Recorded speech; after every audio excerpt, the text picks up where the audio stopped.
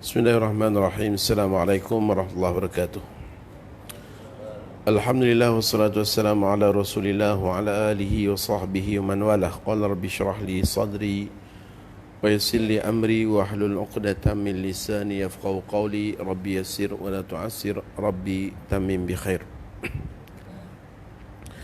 Yang dimuliakan Tuan Imam, pengurusi dan seluruh jawatan kuasa Surau At-Taqwa, Ahbabuna fillah, muslimin dan muslimat, mudah-mudahan dapat rahmat dan keberkatan daripada Allah Subhanahu wa taala.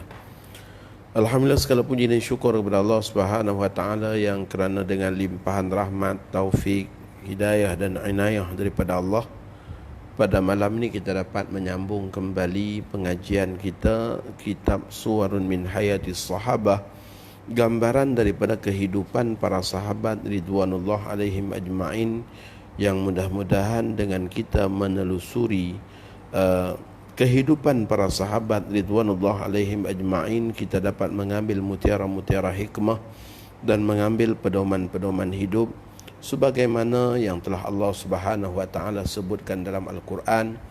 Apabila Allah bercerita berkenaan dengan umat-umat terdahulu dan nabi-nabinya, maka Allah Subhanahu wa taala mengatakan ulaikal ladzina hadahumullah fabihudahum muqtadih. Mereka adalah kumpulan yang telah Allah Subhanahu wa taala berikan petunjuk, yang ini hidayah. Maka dengan petunjuk dan hidayah yang ada pada mereka itu hendaklah kalian mengambil pedoman.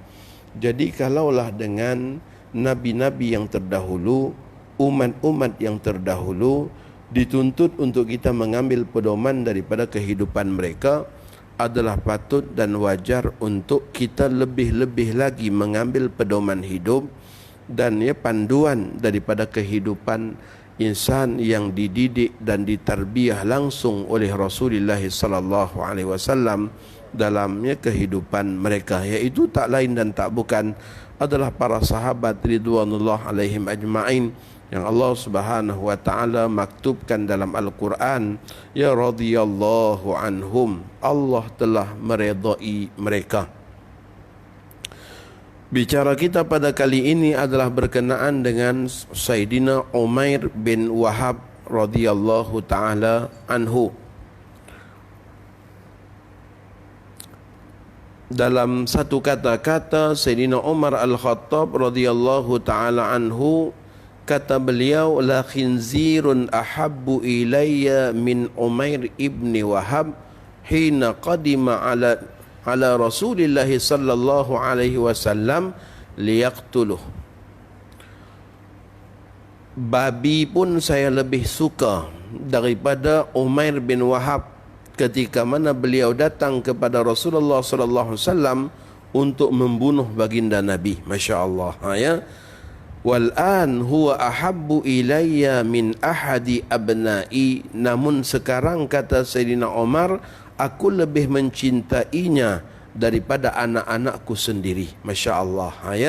Ketika mana Umair bin Wahab datang ke kota Madinah yang tujuannya nak bunuh Nabi, pada ketika itu kata Sayyidina Umar, nak dinilai dengan dirinya dengan babi, aku suka babi lagi. Sebab datangnya nak bunuh Nabi.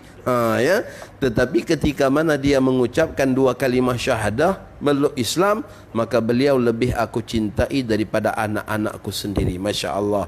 Inilah yang dikatakan mereka itu yang dikatakan asyidda'u 'alal kufar ruhama'u bainahum. Mereka sangat tegas terhadap orang-orang kafir, tetapi mereka saling mencintai sesama mereka. Itulah sifat mukminin yang Allah Subhanahu wa taala sebutkan di dalam Al-Quran. Umair bin Wahab Al-Jumahi kembali daripada perang Badar ke Mekah kerana menyelamatkan dirinya sendiri, sedangkan anaknya Wahab ditinggalkan menjadi tawanan kaum muslimin. Umair sangat bimbang kalau kaum muslimin melakukan sesuatu kepada anaknya itu kerana menebus kesalahan ayahnya. Dia khawatir kaum muslimin akan mengenakan siksaan yang berat kepada anaknya sebagai balasan daripada kejahatannya terhadap Nabi SAW dan para sahabat baginda semasa di Mekah. Jadi Umair ni di antara orang yang memusuhi baginda sallallahu alaihi wasallam waktu Nabi kita belum hijrah. Beliau juga di antara orang yang banyak melakukan penyiksaan kepada para sahabat ketika mana belum hijrahnya baginda Nabi. Dan apabila berlakunya perang Badar, di dalam peperangan Badar, Umair memainkan peranan yang sangat penting dalam angkatan tentera kaum Quraisy, kerana beliau merupakan mata-mata yang dilantik untuk mengatur strategi peperangan orang-orang Quraisy. Dia berada di saf yang paling hadapan untuk menggerakkan angkatan dan melihat bagaimana keadaan dan kedudukan angkatan kaum muslimin. Begitulah hal keadaan semangatnya, kebenciannya dan perjuangannya menentang Rasulullah sallallahu alaihi wasallam dan para sahabat. Namun ketetapan Allah, peperangan Badar itu Allah Subhanahu wa taala menangkan rasulnya, menangkan nabinya. Yang kalau saat kita berpeluang pergi ke medan Badar, kita boleh melihat keadaan dan suasana di sana. Masih ada masjid di sana yang dikatakan Masjid Arish, tempat Rasulullah sallallahu alaihi wasallam bermunajat, tempat Nabi kita menangis, tempat Nabi kita mengadu kepada Allah, tempat Nabi kita mengatakan, ya Allah, andai kata dimusnahkan angkatan ini, maka tidak akan ada lagi yang menyembahmu selepas ini. Bersungguhnya Nabi kita berdoa, tempat di mana Allah turunkan ribuan para malaikat Allah, seribu diturunkan para malaikat. Murdafin diturunkan beransor-ansor untuk membantu kaum muslimin, di mana Sayyidina Abu Sufyan bin Al-Haris sebelum beliau peluk Islam terlibat dalam peperangan Badar. Ketika mana ditanya kepadanya bagaimana keadaan perang Badar, katanya, kami ke medan Badar seolah-olah orang yang menyerahkan batang leher masing-masing untuk dicantas. Ada manusia yang berkuda berpakaian serba putih yang berada di antara langit dan bumi. Mereka telah menyerang kami dan kami tidak dapat melakukan apa-apa. Hatta dengan pahlawan yang tangkas dan hebat seperti Abu Sufyan bin Al-Haris melarikan diri daripada perang Badar, daripada medan Badar. Itulah bantuan dan nusrah Allah Subhanahu wa taala kepada Rasulullah sallallahu alaihi wasallam yang akhirnya tertawan sekian ramai di kalangan kaum Quraisy yang dibawa balik ke kota Madinah. Salah seorang daripadanya ialah Wahab, anak kepada Umair yang kita kisahkan pada malam ini. Suatu hari Umair pergi ke Masjidil Haram untuk mengerjakan tawaf di Kaabah dan meminta berkat daripada berhala-berhala yang ada di situ. Kebetulan Safwan bin Umayyah, salah seorang daripada pembesar Quraisy dan merupakan hartawan Quraisy, sedang duduk di tepi Hijr Ismail. Umair pun menemuinya dan berkata, "Selamat pagi wahai pemimpin Quraisy." Safwan berkata, "Selamat pagi juga wahai Umair. Silakan duduk. Duduklah seketika kita berbual kerana waktu akan berlalu dengan perbualan." Umair duduk di samping Safwan bin Umayyah. Kedua-duanya pun mula-mula membicarakan perihal perang Badar, mula mengimbau balik macam mana kekalahan-kekalahan yang telah mereka alami, bagaimana kemenangan dan riak wajah para sahabat yang memenangi perang Badar itu.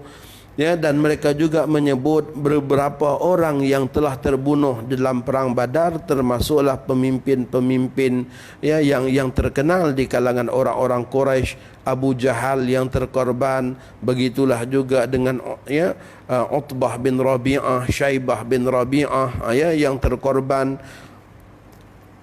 Mereka berdua sangat terkejut dengan ramainya jumlah pemimpin Quraisy yang mati dalam peperangan itu dan dikuburkan dalam Al-Qalib. Al-Qalib ni salah satu perigi tak berair di kawasan Badar, yang mana Nabi kita sallallahu alaihi wasallam sesudah menewaskan angkatan Quraisy di Badar, Nabi kita bermalam di situ selama 3 malam, membersihkan seluruh kawasan Badar, termasuklah dengan pengkebumian kaum muslimin yang terkorban, syuhada Badar yang terkorban, 14 orang yang terkorban dikebumikan. Dan begitulah juga dengan korban daripada pihak Quraisy semuanya dikumpulkan dan dimasukkan ke dalam perigi Al-Qalib.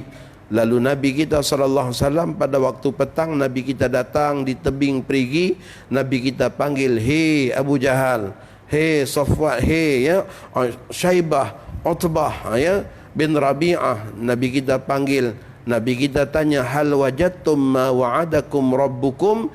Inna wajadna ma wa'adana rabbuna haqqan." Ya, Nabi kita tanya kepada mereka, apakah kalian sekarang dah dapati apa yang dijanjikan oleh Tuhan kalian?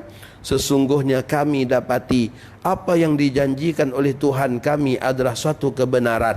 Masya Allah, kata-kata itu merupakan sindiran Rasulullah SAW kepada mereka yang merupakan musuh-musuh Allah, yang banyak memusuhi baginda, menghalang dakwah baginda, bahkan berusaha untuk membunuh baginda, ya, dan beria-ia untuk menyerang baginda SAW dalam peperangan Badar. Kata Sayyidina Umar, "Ya Rasulullah, ayasma'un, apakah mereka itu mendengar? Ya, tidakkah mereka itu sudah jadi mayat? Ya, apakah mereka mendengar?" Maka Nabi kita katakan, "Na'am yasma'un." Benar mereka itu dengar, kata Rasulullah SAW, bahkan mereka lebih mendengar daripada kalian. Ya, jadi di sinilah para ulama mengatakan, ya, saat kita melalui tanah kuburan itu sunat untuk kita mengucapkan salam. Sebagaimana dengan Abu Ruzain, ketika mana beliau bertanya kepada Rasulullah SAW, setiap hari kata beliau saat beliau nak datang ke Masjid Nabawi, beliau akan melalui perkuburan Baqi'. Maka apa yang patut aku ucapkan? Masya Allah, perkuburan Baqi' ni tuan-tuan, salah satu daripada jannah, ya, salah satu daripada tempat yang dinamakan syurga. Di kota Madinah ada beberapa tempat yang dikaitkan dengan syurga. Yang pertama ialah Raudhah, ya, Rasulullah SAW dalam Masjid Nabawi. Yang kedua dengan, ya, Jannatul Baqi', iaitu perkuburan Baqi'. Walaupun kita dah mungkin berulang-ulang kali pergi ziarah dan juga umrah, jangan kita sombong untuk kita masuk ucapkan salam kepada orang yang dikebumikan di Baqi', kerana mereka adalah kumpulan yang dijanjikan Allah masuk syurga tanpa hisab. Yang mudah-mudahan nanti berkat jawapan salam daripada mereka, Allah selamatkan juga kita daripada api neraka. Ya, jangan kita katakan bila diajak aja, "Saya dah pergi dah Ustaz." Ya, Nabi kita SAW tuan-tuan sering kali berziarah kepada kuburan Baqi'. Ya, jadi kita hanya setahun sekali, mungkin 2 tahun sekali, mungkin 3 tahun sekali, mungkin setahun 3 kali. Ya, tak banyak mana kalau nak dihitungkan dengan jumlah ziarah Nabi kita kepada kubur Baqi'. Ya, jadi perkuburan Baqi' jadikan tempat untuk kita mengambil faedah dengan kita mengucapkan salam kepada manusia yang sudah dijanjikan Allah masuk syurga tanpa hisab. Akan dikebumikan di dalamnya 70,000 orang. Semuanya kata Nabi kita masuk syurga tanpa hisab. Masya Allah, ya. Itu kelebihan mereka. Jadi ambil peluang. Itu juga dikaitkan dengan syurga. Yang berikutnya dikaitkan dengan syurga ialah Gunung Uhud, satu-satunya gunung yang nanti akan berada dalam syurga. Yang berikutnya dikaitkan dengan syurga juga ialah buah kurma yang dikatakan ajwah, pohon kurma ajwah. Yang berikutnya dikaitkan juga dengan syurga ialah Bi'ri Ghars, telaga ataupun perigi Ghars. Ya, perigi di mana Nabi kita berwasiat supaya dimandikan jenazah baginda. Apabila baginda wafat, hendaklah dimandikan daripada air perigi Ghars. Kata Nabi kita, airnya daripada air mata syurga. Itu tempat-tempat mubarakah yang ada di kota Madinah yang patut kita rebut saat kita berziarah ke sana. Ya, Bi'ri Ghars, pergi cari kat mana Bi'ri Ghars. Ya, sekarang ni dah boleh boleh kita guna map saja untuk kita ke tempat-tempat tersebut. Yang berikutnya dikaitkan juga dengan syurga ialah satu lembah, ya, perlembahan berair Wadi Aqid yang ada di kota Madinah, yang kalau saat hujan turun akan menakung air, dan Nabi kita SAW mengambil peluang Nabi kita berwuduk dengan air di Wadi Aqid, juga dikatakan Wadi Syurga. Itulah, ya, tempat-tempat yang dikaitkan dengan, ya, dengan syurga yang ada di sekitar kota Madinah Al-Munawwarah. Jadi ketika mana Abu Ruzain, ya, ketika mana beliau bertanya kepada baginda sallallahu alaihi wasallam, saya seringkali melalui perkuburan Baqi', apa yang patut aku ucapkan ya Rasulullah? Maka Nabi kita ajarkan beliau untuk mengucapkan ucapan salam, salamullahi wa barakatuhu alaikum ahlad diyaril mu'minin inna insyaallah bikumul lahiqun. Ya, maka tanya Abu Ruzain, ayasma'una ya Rasulullah, apakah mereka itu mendengar?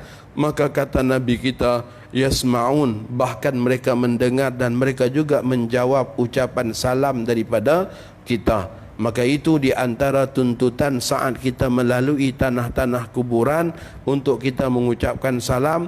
Walaupun kita berada dalam kenderaan, ucapan kita tak kuat mana, insya-Allah akan disampaikan juga kepada mereka. Bukan perlu menjerit-jerit.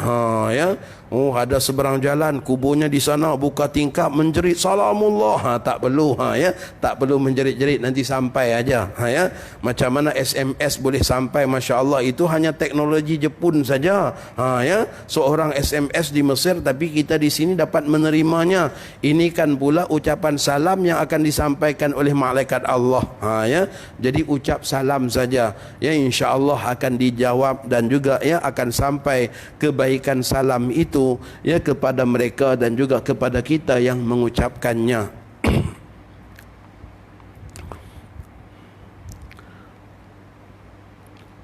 Safwan bin Umayyah menghela nafas panjang dan berkata, demi Allah hidup ini akan lebih buruk tanpa mereka. Bila mengenangkan Abu Jahal dah tak ada, mengenangkan Syaibah dah tak ada, Utbah bin Rabi'ah dah tak ada, ya, pembesar-pembesar yang banyak daripada Quraisy dah, ya, semuanya terbunuh. Jadi kata Safwan, hidup kita jadi lebih payah dengan ketiadaan mereka. Umair berkata, demi Allah memang benar katamu.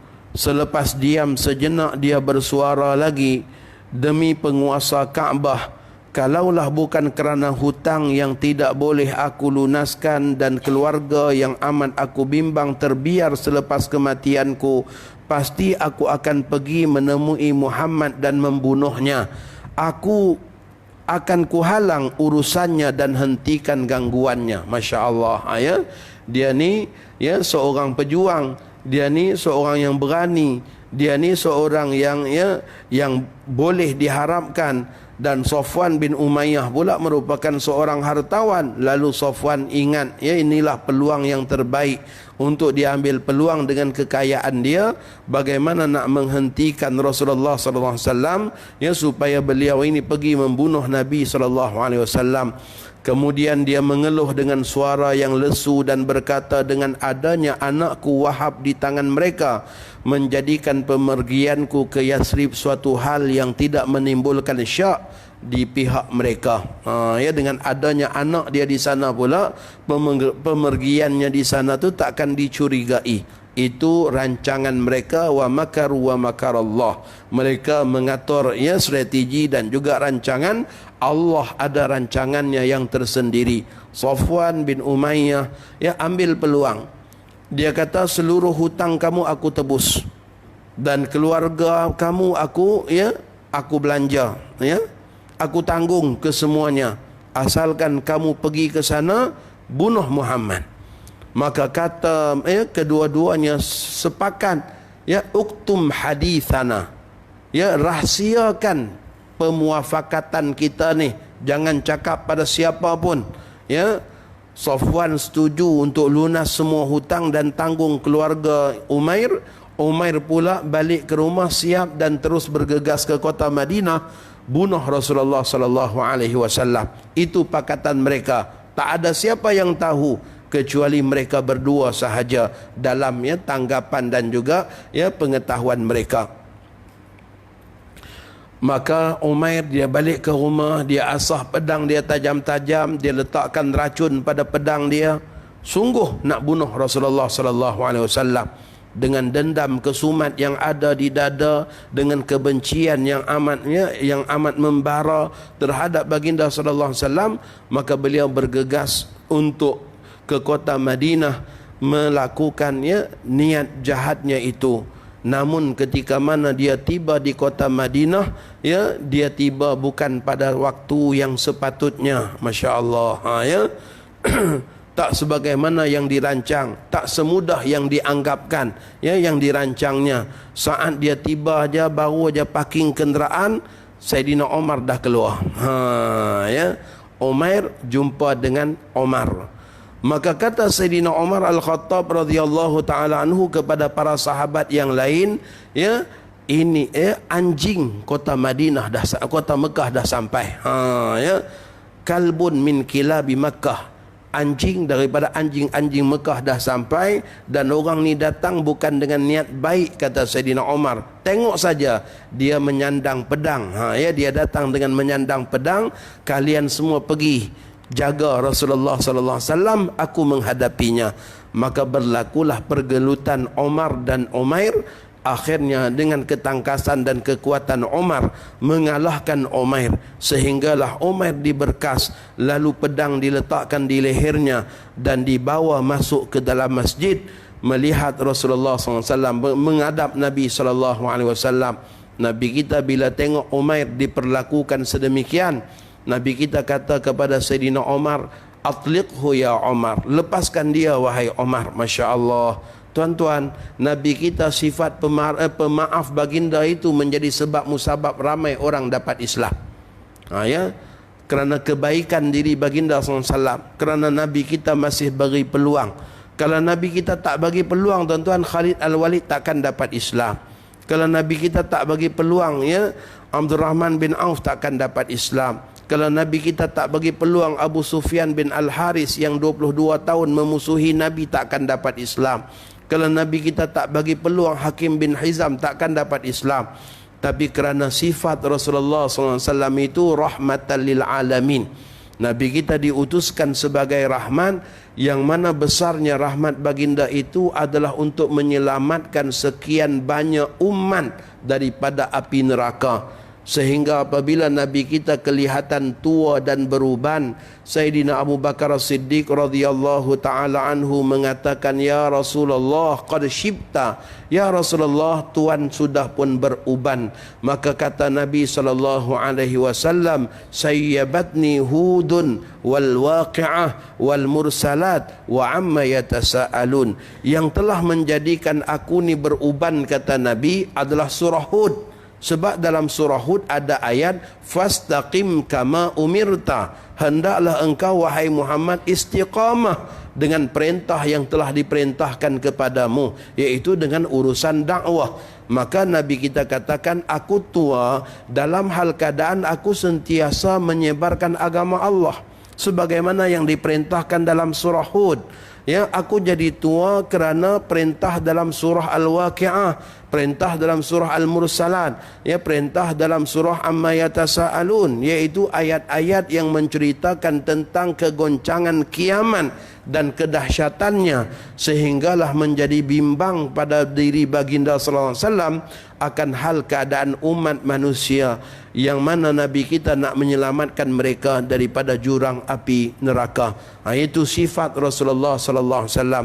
Bukan kita tak tahu Umair bin Wahab datang nak bunuh baginda. Nabi kita sudah awal lagi sudah tahu, tapi Nabi kita masih bagi peluang untuk Nabi kita dengar, ya, Umair bin Wahab berbicara, untuk Nabi kita tunjukkan indahnya dan baiknya layanan Islam kepada orang bukan Islam. Masya Allah, ya. Kita kalau kita tahu ada orang nak buat kita, sebelum dia buat kita, insya Allah kita rembat dia dulu. Ya, itu biasanya kita. Ya, Nabi SAW dah tahu dah ni, orang ni datang sehingga kan letak racun pada pedang nak bunuh baginda. Datang pula dengan bawa pedang, bukan dengan maksud keamanan. Ya, macam orang Melayu dulu. Ya, orang Melayu dulu kalau tak berkeris seumpama bertelanjang berjalan. Ya, itu keris merupakan satu kemuliaan bagi orang Melayu dulu. Orang Melayu dulu kalau datang jumpa sultan, keris hulunya tak boleh hala ke depan. Hala ke depan itu istihar perang. Ya, istihar bergaduh. Maka kalau pakai keris, kerisnya ya hulunya ke belakang. Ya, kecuali kalau pengantin lelaki, waktu tu dia raja juga, raja sehari. Ya, maka kerisnya hulunya ke depan. Ya. Jadi kita kena tahu juga rahsia-rahsia pakai keris ni main pakai aja. Ya. Jadi begitulah hal keadaannya. Umair ni datang bukan dengan tujuan baik sebab dia menyandang pedang. Ya, datang bukan dengan tujuan keamanan. Ya. Maka Rasulullah sallallahu alaihi wasallam katakan kepada Sayyidina Umar, atliqhu, lepaskan dia. Umar kata, bahaya ya Rasulullah, orang ni datang bukan dengan niat baik. Masya Allah, dia punya ya perasaan Sayyidina Umar tu, ya, boleh merasai orang ni datang bukan dengan tujuan baik. Ya, Allah bagi ya inner voice, ya, suara hati, ya, tak sedap hati itu, ya. Tengok kedatangan Umair bin Wahab yang datang dengan pedang, ya, dan juga dengan ya niat yang tak baik. Nabi kita katakan lepaskan dia. Lalu Sayyidina Umar melepaskannya. Diperintahkan Umar ke belakang. Sayyidina Umar pun bergenjak sedikit ke belakang. Maka Nabi kita tanya, ma ja'a bika ya Umair, sebab apa awak datang wahai Umair?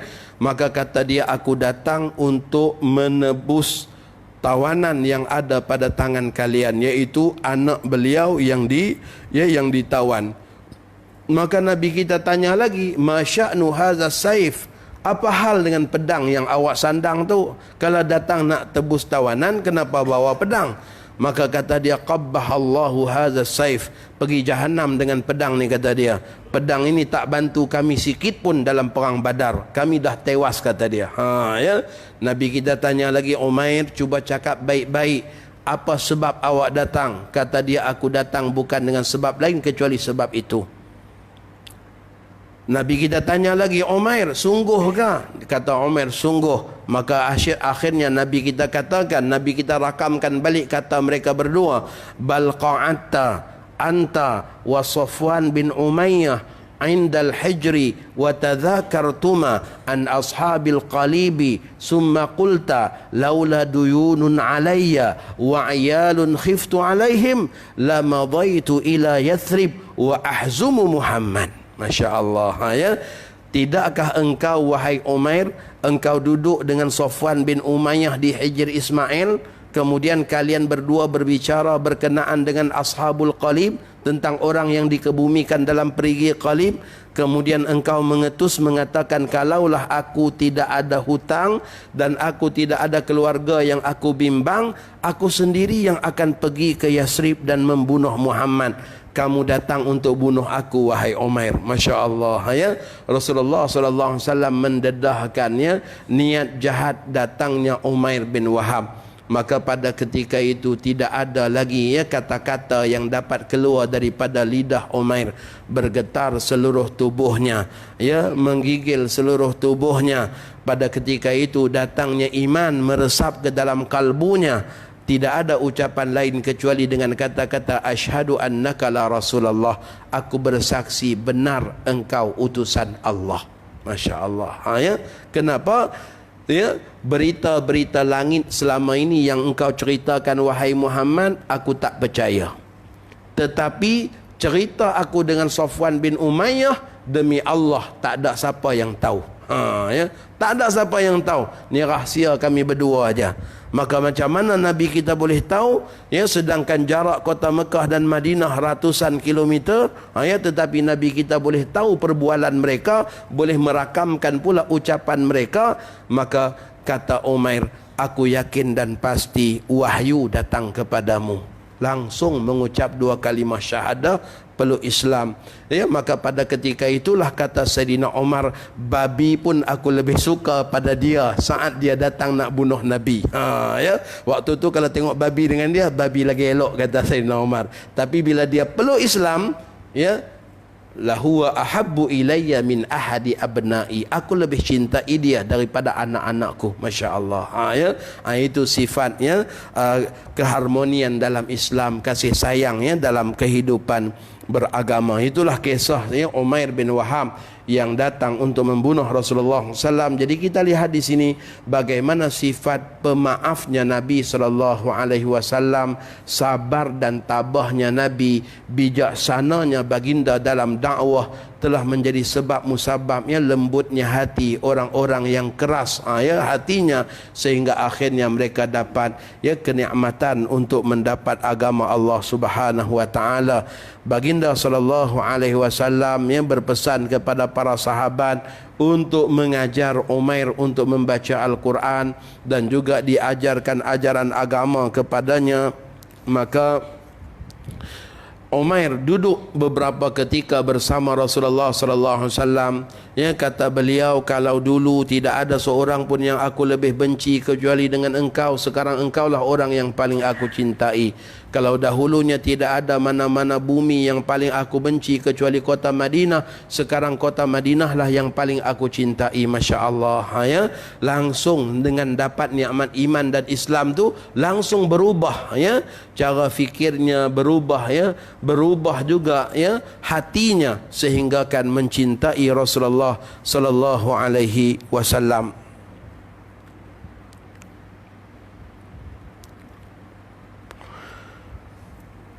Kaum muslimin amat bergembira dengan Islamnya Umair bin Wahab, sehingga Umar ibn Al-Khattab berkata, sesungguhnya khinzir lebih aku sukai daripada Umair ketika dia datang menemui Rasulullah sallallahu alaihi wasallam, dan sekarang Umair lebih aku cintai daripada sebahagian anak-anakku.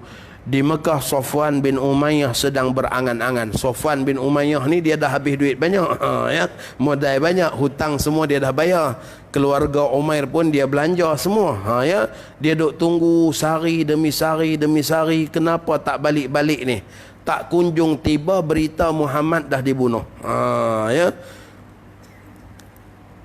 Dia menyangka Umair sudah berhasil melaksanakan tugasnya. Dia memberitahu orang Quraisy, bergembiralah kalian dengan berita yang akan sampai kepada kalian, sehingga kalian melupai tragedi Badar. Namun setelah sekian lama tidak mendapat apa-apa berita daripada Umair, Safwan bin Umayyah mula risau. Bila dia tunggu tak sampai ni, maka Safwan bin Umayyah mula risau.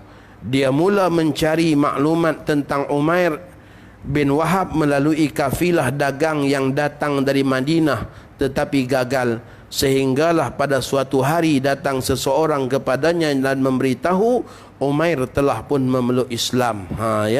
Sayatika bil akhbari man lam tuzawwidi. Dalam peribahasa Arab, dalam salah satu syair Umayyah bin Abi Salt yang diucapkan oleh Nabi sallallahu alaihi wasallam, ataupun ucapan syair Abdullah bin Rawahah, sayatika bil akhbari man lam tuzawwidi. Akan datang berita kepadamu daripada orang yang tidak engkau bekalkan. Orang di zaman dahulu kalau nak dapat satu-satu berita susah, maka mereka sediakan bekalan kepada seseorang, beri bekal makan, minum dan juga perbelanjaan, pergi untuk dapatkan berita. Tapi kadang-kadang berita itu sampai kepada kita bukan daripada utusan yang kita utuskan. Itu maksud daripada kata-kata syair yang pernah Nabi kita ucapkan, sayatika bil akhbari man lam tuzawwidi. Safwan bin Umayyah dia dah bagi bekal kepada Umair bin Wahab, sebab dia nak tahu, nak dapat berita berkenaan dengan kematian Nabi kita. Tetapi tiba-tiba datang berita yang lain kepadanya, bukan daripada utusan yang diutuskan, bahkan daripada orang lain. Berita mengatakan Umair telah pun memeluk Islam. Berita itu bagaikan petir menyambar telinganya. Safwan menyangka Umair tidak akan peluk Islam meskipun seisi bumi peluk Islam. Dengan sikap dia, permusuhan dia, kebencian dia terhadap Nabi dan juga kaum muslimin, tak mungkin Umair ni peluk Islam. Inilah tuan-tuan, kehendak Allah, kun fayakun. Kita hanya berikhtiar dan berusaha sahaja. Selebihnya hidayah milik Allah Subhanahu wa taala. Kita tak akan ditanya apakah kita berjaya ataupun tidak dalam dakwah ini, tetapi kita akan ditanya apakah kita buat ataupun tidak kerja dakwah. Man qala la ilaha illallah fahuwa da'in. Siapa juga yang ucap la ilaha illallah, dia adalah pendakwah. Ya, pendakwah ni bukan nanti dapat tauliah tuan-tuan. Ya, tauliah ni nak mengajak macam ni aja. Ya, tapi masing-masing daripada kita ni ada tugas dakwah. Dakwah bil hal, tunjukkan, pamerkan keindahan dan kebaikan akhlak Islam sehinggalah menjadi sebab musabab yang akan menarik minat orang-orang yang bukan Islam ya kepada agama kita. Suatu hari Umair menemui Rasulullah sallallahu alaihi wasallam. Kata beliau, "Wahai Rasulullah sallallahu alaihi wasallam, bertahun-tahun aku berusaha memadamkan cahaya Allah dan mengganggu setiap orang yang memeluk Islam.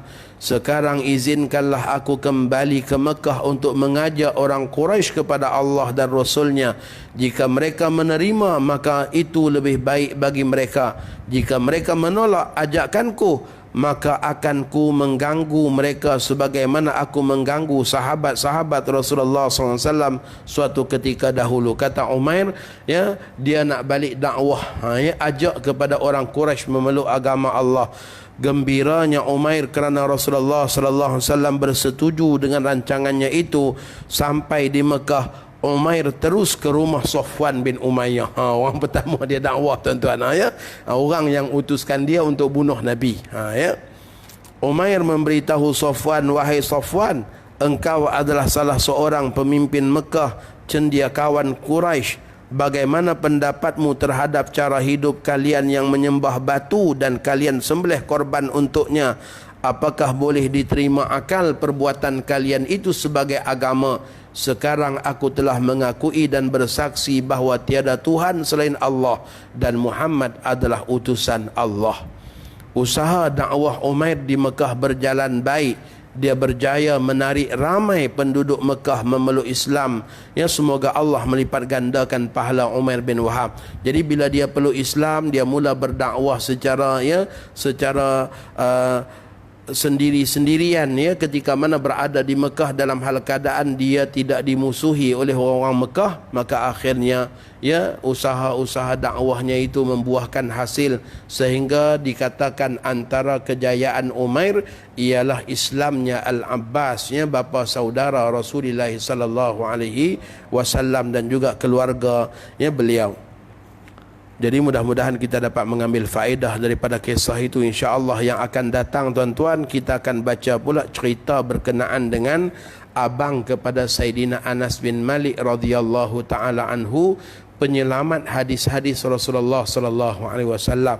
Macam mana kesungguhan beliau, ya, dalam membantu Rasulullah sallallahu alaihi wasallam dan juga membantu Islam dan kaum muslimin, dan bagaimana kesungguhan jihad beliau, ya, ketika mana ia menghadapi satu ancaman peperangan yang sangat dahsyat. Ya, beliau terjun di tengah-tengah 25,000 orang musuh, beliau seorang tuan-tuan. Ya, macam mana seorang boleh terjun di tengah-tengah 25,000 orang? Ya, ini merupakan satu, ya, kisah yang sangat hebat yang insya-Allah kita akan dapat mengambil faedah daripadanya dalam pertemuan yang akan datang. Wallahu a'lam. Allahumma ja'al jam'ana hadha jam'an marhumah wa tafarruqana min ba'dihi tafarruqan ma'suma wa la taj'al fina wa la ma'ana syaqiyyan wa la matrudan wa la mahruma. Sallallahu ala sayyidina Muhammad wa ala alihi wa sahbihi wa baraka wa sallam. Walhamdulillahi rabbil alamin. Taqabbalallahu minkum.